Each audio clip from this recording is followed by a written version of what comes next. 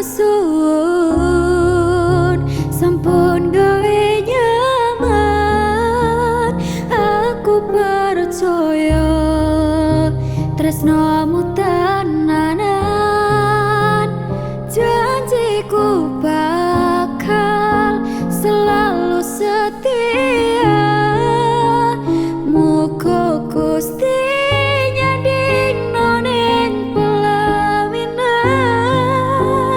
Ngapurane yen aku akeh salah, sabarmu ning aku ora kenal lelah.